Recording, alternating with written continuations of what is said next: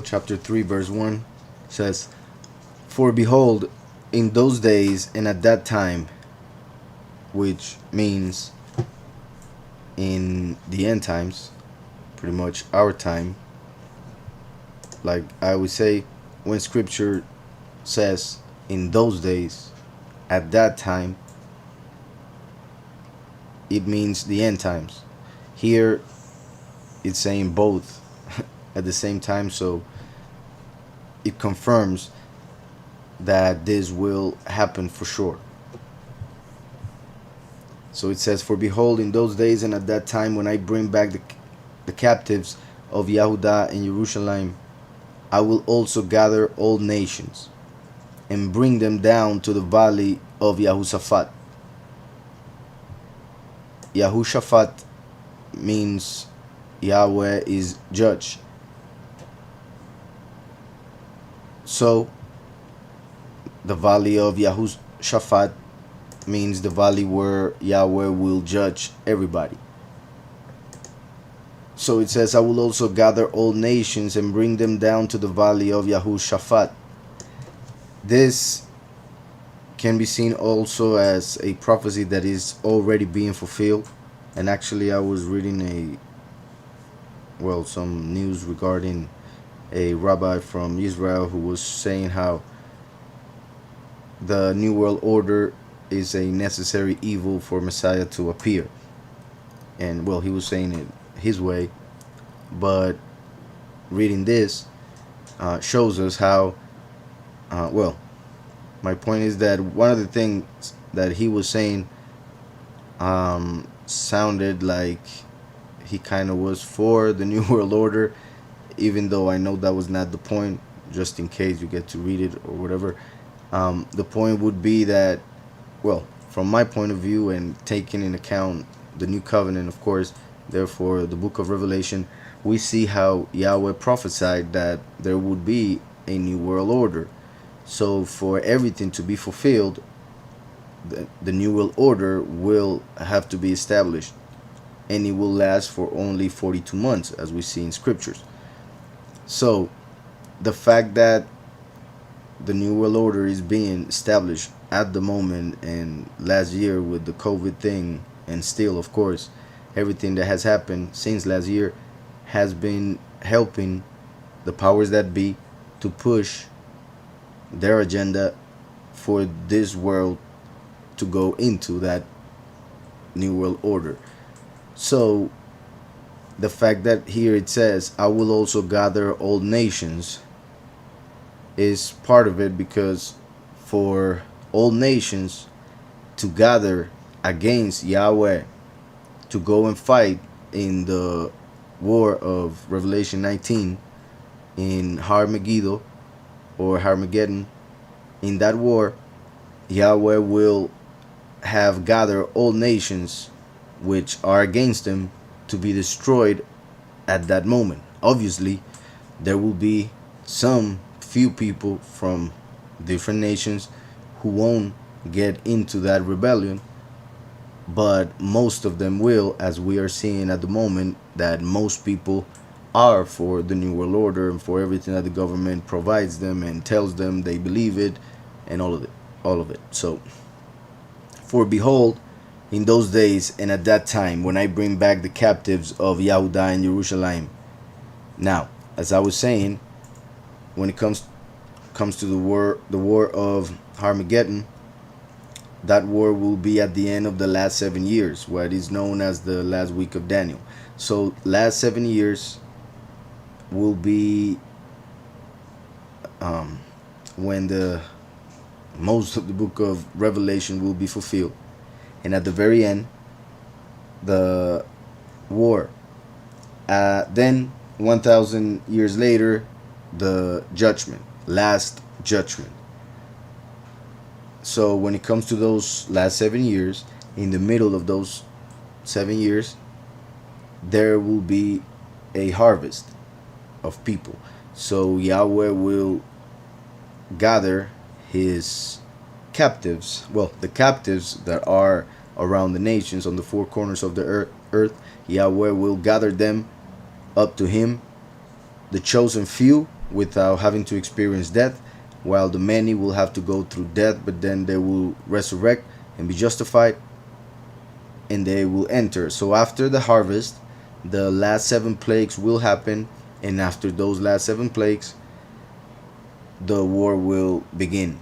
So I'm saying all of that because we see it here in chronological order.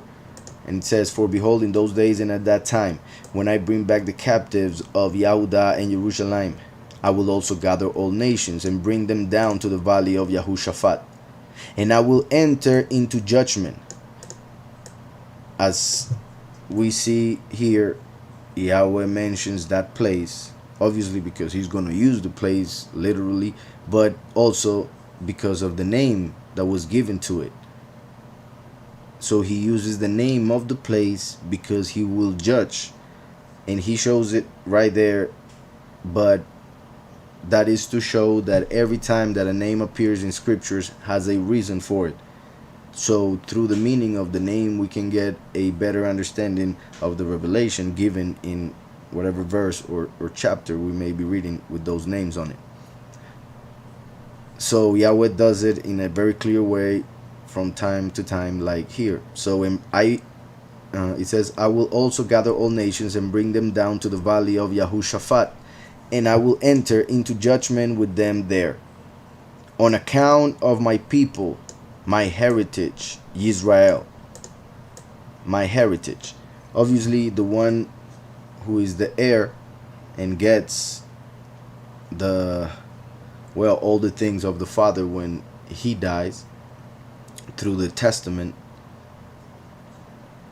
is it depends obviously what the father writes on the testament, but my point is that the Almighty Creator, as the Father, wrote in the Torah everything that would be given to Messiah, and Messiah appeared and he died for us, so that the promise of the Torah can be given to us, and not only in the Torah but the prophets and the writings, so the whole Old Testament. So also another point that I wanted to mention regarding this, as written in John 1 to verses 11 and 12 of John 1, it says, "He came to his own, and his own did not receive him. But as many as received him, to them he gave the right to become children of Yahweh, to those who believe in his name." These two verses are very important, because Yahweh came to make a people of spirit, not of the flesh. But it all started with the flesh as an example for us to later understand what the spirit was teaching us through the example or shadow that was given through the flesh. For the letter kills, but the spirit gives life. The letter connected to the flesh. That's why those who follow the letter interpret things according to the flesh and end up doing things that are not for Yahweh but for the Elohim of this world, which has his eyes on the things of men. So here we see that it says he came to his own, meaning in the flesh, to Israel, and his own did not receive him, for they killed him. But as many as received him, those who believe in him, to them he gave the right to become children. Therefore they can get the promise, the heritage that we were seeing in the previous chapter. So he gave them the right to become children of Yahweh, to those who believe in his name. Those who believe in his name. So only those who believe in the name of the Son, Yahushua, will have the right to become children. And therefore, going back to Yoel, it says, "And I will enter into judgment with them," the nations, "there, on account of my people, my heritage, Israel." And as we know, in Yahushua, there is no Yahudi nor Greek. There is no male nor female. We are all one in Yahushua, for the congregation is his body. So it says, "On account of my people, my heritage Israel, whom they have scattered among the nations. They have also divided up my land. They have cast lots for my people, just like they divided Yahushua's clothing and cast lots for his mantle. So it says, on account of my people, my heritage Israel, whom they have scattered among the nations, they have also divided up my land. They have cast lots for my people, have given a boy as payment for a harlot, have given a boy as payment for a harlot, and sold a girl for wine that they may drink. So, in this, obviously the literal sense, I guess, would be easy to understand. But when it comes to the spiritual, they have cast lots for my people. For instance, well, we see that, well, one of many instances in which it happened in the book of Esther, when Haman cast lots, or cast lots for, to see when he should try to kill the whole of the people. And there are other parts. And my point with that is that casting lots has a connection with Lucifer, the mighty one of this world, that the god of fortune. Well, fortune in Hebrew is God, as you can read in Isaiah 65:11, where Yahweh tells Israel that they abandoned Yahweh for God. So they went to follow God instead of Yahweh. And God in Hebrew is fortune, so they went after the Elohim of fortune. Isaiah 65:11 says, but you are those who forsake Yahweh, who forget my set apart mountain, who prepare a table for God, and who furnish a drink offering for many.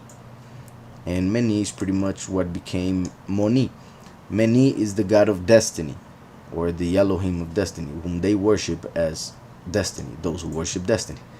But since people believe that they can control their destiny with money, that's why there is a connection between both. So, going back to Yoel, it says, they have cast lots for my people. So, following God, fortune, they ended up trying to destroy the true people of Yahweh, those who believe in Messiah. Have given a boy as payment for a harlot, as the great harlot of Babylon, which is the spirit that was at work when they killed Messiah, the son of Yahweh. So they gave up Yahushua, Yahweh's son, to a harlot, Rome.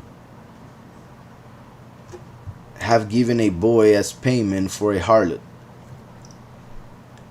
And they will do it again when they kill the last, the second coming, one of the two witnesses. Well, they will kill both of the witnesses, but I mean, as the last would be one of the two witnesses. So they will kill them, and actually they will use the great harlot of Babylon to kill them. So have given a boy as payment for a harlot, just like the beast, as we see in the book of Revelation, will use the great harlot to get to fool everybody in the world except for the chosen, in order to establish the new world order with the false Messiah as God on earth, and people will accept it and get the mark of the beast.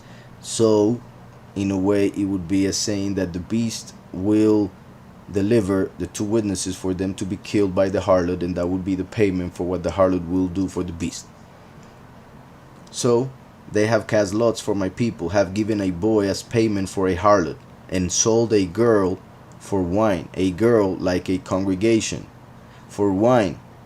Interestingly enough, the congregation that will be given in order to be killed is that of the many, and the many are represented by female, as I have explained in other times, just like the few are sometimes represented by a male, like in the time of Lot, who was saved by the two malachim, or angels, represented by the chosen few, who will be saved by the two witnesses, obviously by Yahushua HaMashiach, through the doctrine given by the two witnesses. So the Two witnesses will save the few, like Lot, and Lot's wife represents the many, who during the time of the harvest will have to die because of their rebellion, but then if they actually believe in Messiah and his death for their sins, they will be resurrected for justification. So, and sold a girl for wine. At the end, the many who claim to be, well, Christians, they will be given to be killed, like the grapes in the harvest, which become wine in the winepress of the wrath of Yahweh. So sold a girl for wine that they may drink. Yahweh takes that blood, which is wine that comes from the winepress of the wrath, and pours it into the 7 bowls of his wrath, which are the last 7 plagues. So after the first 3.5 years, when the few are taken by the Father alive, and the many have to die, becoming wine, that wine will be what will judge those who remain on earth for the last 3.5 years. They have cast lots for my people, have given a boy as payment for a harlot, and sold a girl for wine that they may drink. Indeed, what have you to do with me, O Tyre? In Hebrew, Tzur, which means a rock, and represents Lucifer, who wants to be worshipped and accepted as the Messiah, while he obviously is not. He would be the false Messiah, the Antichrist. And all of that because of what we read in Ezekiel 28, when Yahweh speaks to Tzur or Tyre, and he's actually talking to Satan, because Yahushua is the rock, while Satan wants to be that, so he's just a rock. So obviously Satan is a rock that makes people stumble and fall, while Yahushua is the cornerstone, and for those who don't believe, he becomes also stumbling block. So it says, O Tzur and Sidon.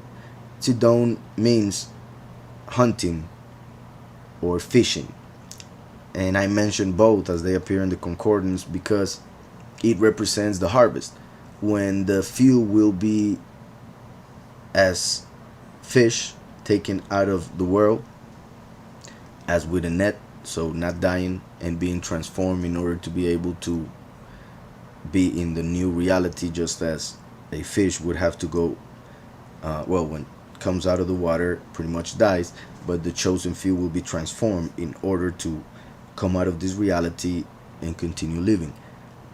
So that would be with fishing, and hunting will be like the many who will be hunted.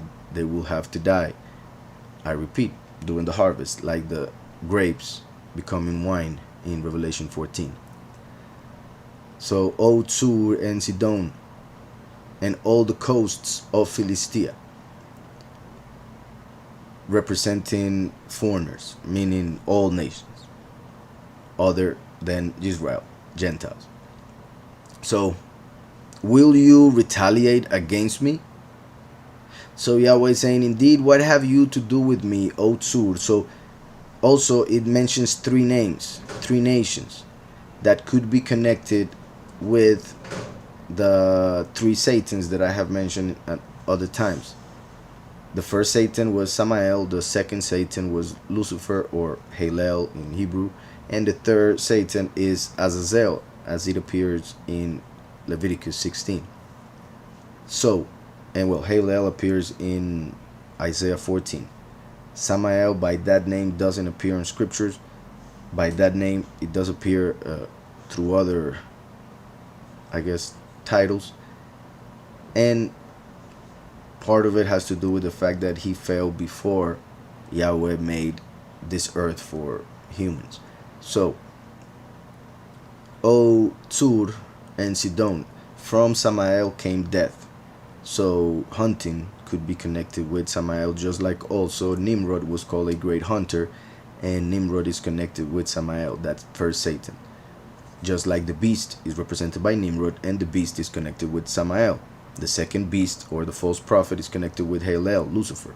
Just like, for instance, the Pope says to be the representation of Jesus, as they call, and they say that Jesus is the rock, just like Peter.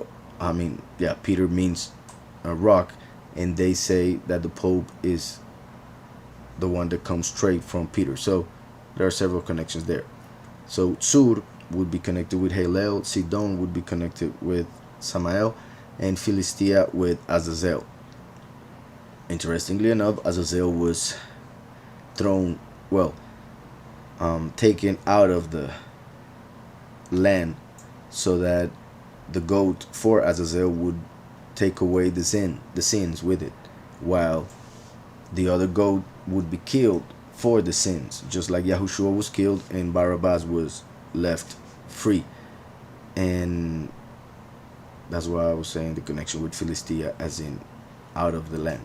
So, will you retaliate against me? But if you retaliate against me, swiftly and speedily I will return your retaliation upon your own head. So Yahweh is talking to the three Satans who are as leaders of the demons, fallen angels, and evil spirits, and how they have fooled the nations so that the nations may come against his people, his true people, and obviously against him. So that's why Yahweh is asking, well, indeed, what have you to do with me, O Tsur and Sidon, and all the coast of Philistia? Will you retaliate against me? But if you retaliate against me, swiftly and speedily I will return your retaliation upon your own head. Because you have taken my silver and my gold, as in when they destroyed the temple, they took everything that was in the treasure that belonged to the temple and to Yahweh, of course. In the spiritual sense, silver represents the many, as scripture says that in Israel there were so many silver, pretty much as much as dust. And then it says, and my gold. And gold represents the kingdom. It represents the few who will become kings and priests. So because you have taken my silver and my gold, as in how the nations have been against his people, both the many and the few. And well, obviously when it comes to his people throughout the years, they have been killed in many instances by Christianity and by many evil rulers. And when I say Christianity, I mean the Roman Catholic Church, how it killed a lot of people for reading scriptures, wanting to know the true Elohim instead of what they were being taught and all of that. So, because you have taken my silver and my gold and have carried into your temples my prized possessions.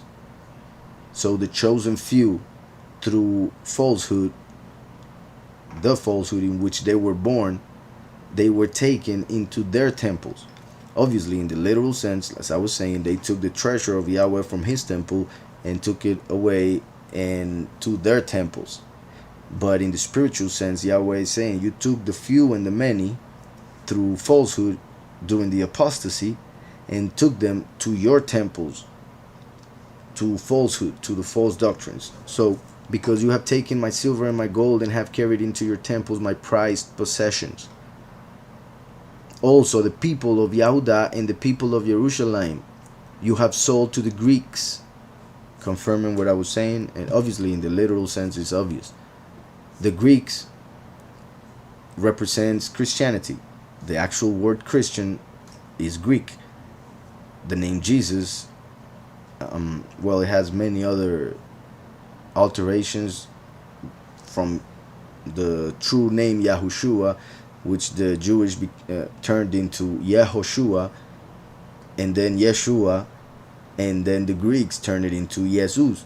But then in Latin, when they added a letter, and later on in the 17th century, they made the J, so it became Jesus. But in the Greek language, there was a key change that they made to turn the name into Jesus, obviously, which is a perversion. So it says also the people of Yehuda and the people of Jerusalem you have sold to the Greeks, as in they became Christians. And when I say Christian, I mean the false doctrine that was influenced a lot by pagan doctrines like those of the Greeks. The Greeks would judge by appearance, and that's how it's done in Christianity also, which Yahushua tells us not to do, not to judge through appearance, but through right judgment. So,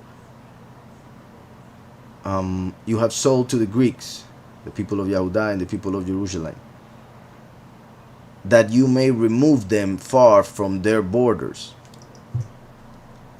confirming the fact that Israel, through the several captivities, which, well, 4 of them, they would be scattered throughout the 4 corners of the earth. Verse 7 says, "Behold, I will raise them out of the place to which you have sold them, and will return your retaliation upon your own head." So, because of Satan and the false doctrines of demons that got into the church, because of that, we were all fooled. Even since birth, we thought that our belief was the true belief, because that's what our parents told us, because they were also born with that false belief, and their parents, etc. So Yahweh promises to all those nations that have fooled us and controlled us, that Yahweh will raise us from all the 4 corners of the earth during the end times. "Behold, I will raise them out of the place to which you have sold them," like in the time of Egypt. That's why there will be a second Exodus, which Yahweh says through the prophets that it will be greater by far than the first Exodus from Egypt. So, "Behold, I will raise them out of the place to which you have sold them, and will return your retaliation upon your own head. I will sell your sons and your daughters into the hand of my people of Yehudah." So many of the nations who have rebelled will have to become slaves of the true people of Yahweh. "So I will sell your sons and your daughters into the hand of the people of Yehudah, and they will sell them to the Sabaeans, to a people far off, for Yahweh has spoken." These are those that come from Sheba, like the queen of Sheba, who went to see Shlomo and got pregnant, and that son is the one from whom Haile Selassie comes, and the one that many in the Rasta religion kind of worship as if he was the last. That obviously is a false doctrine, it's a false religion also. Yet Selassie was a descendant of Shlomo and was not an evil man, was actually very just and smart. So most likely he was used by the Almighty, yet that doesn't mean that he fulfilled the mission of Messiah or that of the last second coming. So that's why the doctrine is wrong. And it says here, and also because of what other prophets say, it seems as if some of those who have followed that doctrine may come to the true doctrine at the end of times, may believe in the 2 witnesses, at least some of them. And that is why, once again, here Yahweh is mentioning them and pretty much saying that they will also receive a reward. So it says, "And they will sell them to the Sabaeans or Shebeans, to a people far off, for Yahweh has spoken. Proclaim this among the nations. Proclaim this among the nations. Prepare for war." Prepare for war. This is interesting, and also to read it right now because of everything that is happening. For instance, in the United States, with the change of power, which may become a civil war, could become, and obviously in other parts of the world there are rumors of war, which may become finally the Third World War, which would fulfill the second seal of the book of Revelation. So I always, like, as you guys know, pay a lot of attention to what we read and how it connects to the time in which we read it, because it always connects one way or another, thankfully, obviously, um, because of Yahweh's will. So by reading this right now, and I repeat everything that is going on at the moment, we should have our eyes open for also the first seal to be open, obviously, before the war.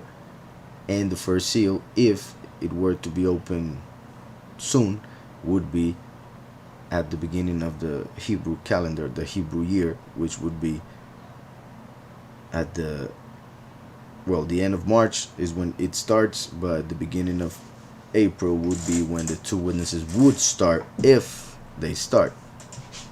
If Yahweh starts everything, the last 7 years, in that moment, then some months later, the war would happen. And I say all of that just because of what we are reading. So, proclaim this among the nations. Prepare for war. Wake up the mighty men. Let all the men of war draw near. Let them come up. Beat your plowshares into swords. Beat your plowshares into swords. Just like the Almighty will eventually turn all weapons into tools for the land to grow food, therefore turning that which was to kill into something that will give life. In this case, since the world will be worldwide, then Yahweh says this, the opposite, how everybody in the world will have to prepare for war. Obviously, in our case, we see how in the New Covenant, when Yahushua came, and then in Ephesians, we see that we are told that we are in a war against principalities and authorities, etc., which are pretty much those who are under the power of Satan, Zamael, Lucifer, and Azazel. So, we are in a spiritual war. The rest of the world will get into a physical war. We who follow Yahweh and his son Yahushua are protected and covered by the seal of the living Elohim, but we must fight the true war, which is the spiritual war. So pretty much the plowshare would be connected with what we used, well, would be what we do in order to plant the seed into people's hearts for them to believe. But there comes a time when we must turn that into a sword, because there will be a fight, because people will not want to believe. They don't want you to plant the seed. They want to fight you with false statements, false arguments, from taking scriptures out of context and the false doctrines that they have been taught. So, beat your plowshares into swords, and your pruning hooks into spears, and your pruning hooks into spears. Let the weak say, I am strong. It doesn't mean to lie. It means that words have a lot of power, and through us speaking and obviously believing what we are speaking, we can change reality. So those who feel weak, do not confess it. Confess to be strong in Yahweh, of course, because we can do all things through Yahushua who strengthens us. So, let the weak say, I am strong. Assemble and come, all you nations, and gather together all around. Cause your mighty ones to go down there, O Yahweh. Assemble and come, all you nations, and gather together all around. Cause your mighty ones to go down there, O Yahweh. So all the nations will gather at the end of the last 7 years. And for that, let's go to Revelation 19. In verse 11, now I saw heaven open, and behold a white horse, and he who sat on him was called Faithful and True. And in righteousness he judges and makes war. His eyes were like a flame of fire, and on his head were many crowns. He had a name written that no one knew except himself. He was clothed with a robe dipped in blood, and his name is called the Word of Yahweh. So Yahushua is his name. And the armies in heaven, clothed in fine linen, white and clean, followed him. The armies in heaven, clothed in fine linen, white and clean, followed him on white horses.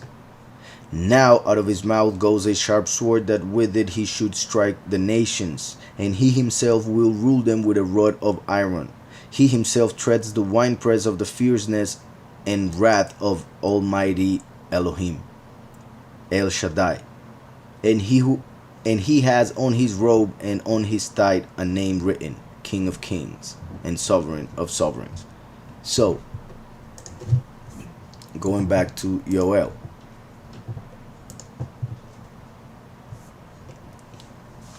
It says, cause your mighty ones to go down there, O Yahweh. Like we just saw that Mashiach will come with his heavenly army, which now will be the chosen few, because they are dressed in fine linen, as Revelation 19 says previously, before what we just read. Cause your mighty ones to go down there, O Yahweh. Let the nations be wakened and come up to the valley of Yahushaphat. Let the nations be wakened and come up to the valley of Yahushaphat. For there I will sit to judge all the surrounding nations. There I will sit to judge all the surrounding nations. Put in the sickle, for the harvest is ripe. So after saying all of this, it's telling us to prepare, for the harvest is ready. Well, is ripe for everything to happen. Put in the sickle, for the harvest is ripe. Come, go down, for the winepress is full. The vats overflow, for their wickedness is great. Their wickedness is great. Multitudes, multitudes in the valley of decision, for the day of Yahweh is near in the valley of decision. The sun and moon will grow dark, and the stars will diminish their brightness. We see that this will happen during the sixth seal, during the trumpets, and also obviously could happen during that war, which we kind of see on different shadows that we are given in the Old Testament. So the sun and moon will grow dark, and the stars will diminish their brightness. Yahweh also will roar from Zion. Yahweh also will roar from Zion. And this is key also to understand that this happens at the end times through the last, because the first, Yahushua, came as the lamb. The second, the last, comes as the lion. So Yahweh also will roar from Zion and utter his voice from Jerusalem. Yahushua the first is the word. Yahushua is the word, as we just saw that his name is the word of Yahweh. The last is his voice. So the first is the word, the last is his voice. The first is the arm, the last is the hand. The first is the Kohen Gadol, the high priest, the last is the Melech Gadol, the great king. So that's why the first came as a lamb to pay for our sins through his sacrifice, and the last comes as a lion to judge those who are Yahushua's enemies, as he was also prophesied in Psalm 110 when Yahweh said to Messiah, his son, sit at my right hand until I put your enemies as your footstool. So that happens in Revelation 12 when Satan falls to the earth, which is Yahweh's footstool. And then later, when it comes to humans who have served Satan, who will fall during the war that we are reading right here. So multitudes, multitudes in the valley of decision, for the day of Yahweh is near in the valley of decision. The sun and moon will grow dark. As I was saying, the sun and moon will grow dark during the sixth seal, which is when the day of Yahweh begins. So we see here how it says, for the day of Yahweh is near. In the valley of decision, the sun and moon will grow dark. The war would happen 3 years after, well, 4 years after the sixth seal. So after it, 4 years, and the war in Armageddon will happen. Remember that to Yahweh 1 day is as 1,000 years to humans. So the day of Yahweh will last 1,000 years. Of those 1,000 years, the first 4 years, which is pretty much like seconds, is when the harvest will happen and the war that we're reading. So the sun and moon will grow dark, and the stars will diminish their brightness. Yahweh also will roar from Zion and utter his voice from Jerusalem. The heavens and earth will shake.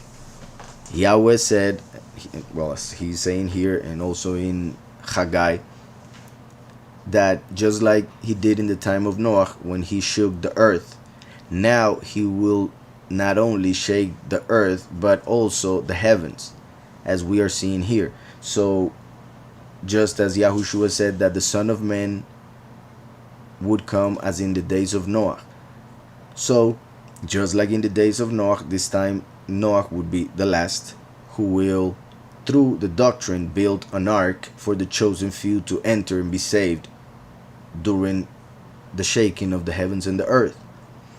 So Yahweh also will roar from Zion and utter his voice from Jerusalem, being that the last, both the lion and the voice. The heavens and earth will shake, but Yahweh will be a shelter for his people, confirming what I was saying, because Yahweh will be that ark in which the chosen few will enter through the doctrine of the two witnesses, which is the fact that Yahushua is the Messiah and no other. So the heavens and earth will shake, but Yahweh will be a shelter for his people and the strength of the children of Israel. Like I already said, and as it is written, of course, that we can do all things through Messiah who strengthens us. And just in case, it's in Philippians 4:13, where it says, I can do all things through Messiah who strengthens me. So Yahweh will be a shelter for his people and the strength of the children of Israel. So you shall know that I am Yahweh your Elohim. So you shall know that I am Yahweh your Elohim, dwelling in Zion, my set apart mountain. Then Jerusalem shall be set apart, and no aliens shall ever pass through her again. Which was connected with the names that he used at the beginning of the chapter, talking about the nations that have heard Israel. So you shall know that I am Yahweh your Elohim. The chosen few and the many will know that Yahweh is the true mighty one during the harvest. Obviously the chosen few will know it first during the doctrine of the two witnesses, but they will experience it in all ways when they are transformed. The many will know it once they are resurrected.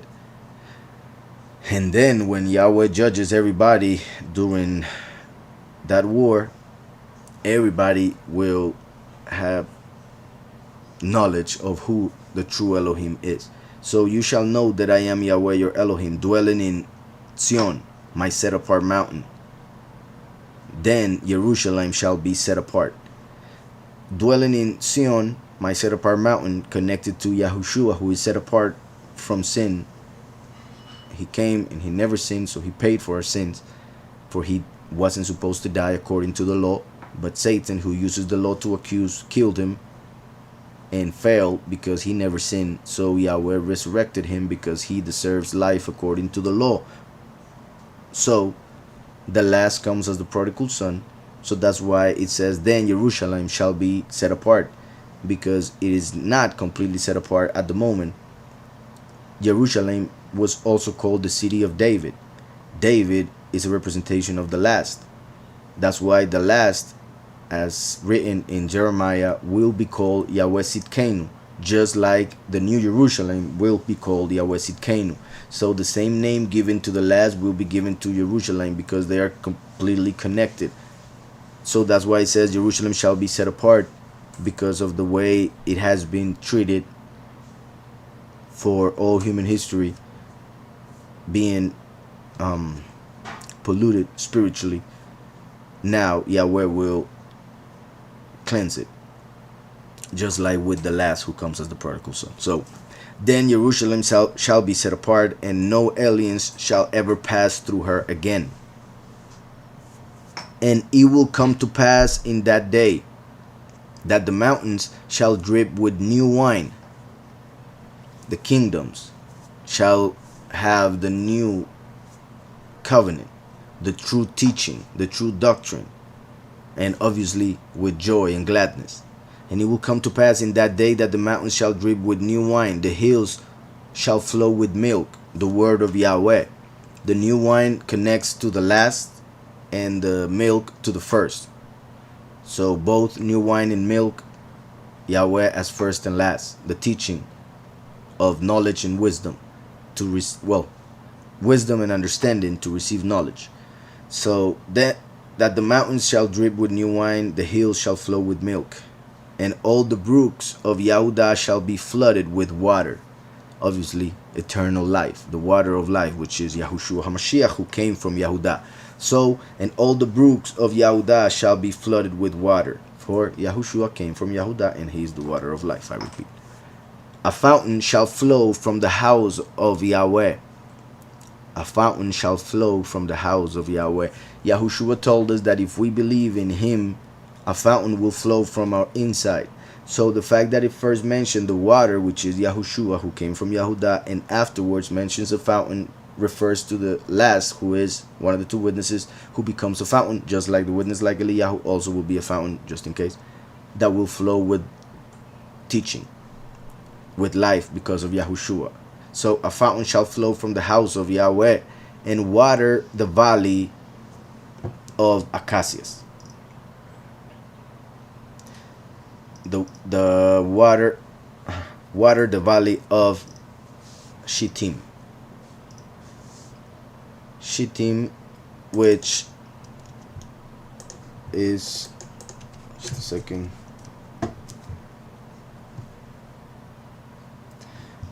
Shittim is the wood that was used for the Ark of the Covenant. So it says, the hills shall flow with milk, and the brooks of Yahudah shall flow with water. A fountain shall flow from the house of Yahweh, which is the temple, and water the valley of Shittim, the wood for the Ark of the Covenant. The Ark of the Covenant represents the throne of Yahweh on this earth, and therefore represents the second coming, the last. Just like the temple represents the first coming, Yahushua. So the point is that throughout these verses we see how Yahweh mentions the teaching of the first, the teaching of the last, and how they will be connected and bring joy to the people. The mountains shall drip with new wine, second coming. The hills shall flow with milk, first coming. And all the brooks of Yahudah shall be flooded with water, first coming. A fountain, second coming, because he believes in Yahushua, and therefore a fountain comes from inside, shall flow from the house of Yahweh, like the ark which is inside, and water the valley of Shittim. Egypt shall be a desolation. Those who have rebelled against Yahweh, Egypt represents the false religion, and Edom a desolate wilderness, which confirms what I was saying, for as I have explained, Edom, which was the brother of Jacob, became Rome, and then a great part of them were converted to Judaism about 150 years before Messiah came to this earth. So eventually, as it is also confirmed in the Jewish encyclopedia, the Jewish people of nowadays, most of them are actually descendants of Esau or Edom. So the false Jewish people are actually Edomites, just like the ones that started the Catholic religion from Rome. Some Rome and false Judaism are Esau and Edom. same people, different name. And is being mentioned here to show that all false religion and even the false Jews, as it says in Revelation 3:9, which says, Revelation 3:9 says, "Indeed, I will make those of the synagogue of Satan. I will make those of the synagogue of Satan who say they are Jews and are not, but lie. Indeed, I will make them come and worship before your feet, and to know that I have loved you." So that regarding those who claim to be Yahudim, calling themselves Jews, and are not descendants of Israel, but of Esav, Edom. Also, I repeat, Edom became Rome, which is as it is taught in Judaism. And from Rome, obviously, came the Catholic religion, which is one of the worst Christian doctrines. So, Egypt shall be a desolation, and Edom a desolate wilderness, because from them will come the abomination of desolation. That's why Egypt shall be a desolation, and Edom a desolate wilderness. Edom means red, like the red dragon, which is Satan, and, well, Hillel in this case, and like Sardis, which is one of the congregations in the chapter 2 and 3 of Revelation, when Yahweh speaks to the 7 congregations that represent all the doctrines of nowadays. Egypt means the land of two borders, which represents this world, which has a beginning and an end. And spiritually, because of what Yaakov said to his children, well, to his grandchildren, Egypt means the land of affliction. So this world will be a desolation because they received the abomination of desolation. And Edom, the red dragon, a desolate wilderness. And obviously the false doctrine and everything that I said previously. Because of violence against the people of Yahudah. Because of violence against the people of Yahudah. For they have shed innocent blood in their land. Like I said, their blood, the blood of the many, who many come from Israel truly, unlike most who claim to be Jewish. The blood of the many will be poured into the 7 bowls of wrath, which then will be poured on the beast and the whore, and, well, the nations who rebel.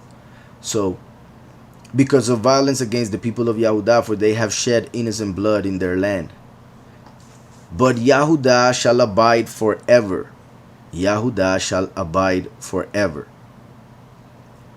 Because from Yahudah came Yahushua, who is eternal life.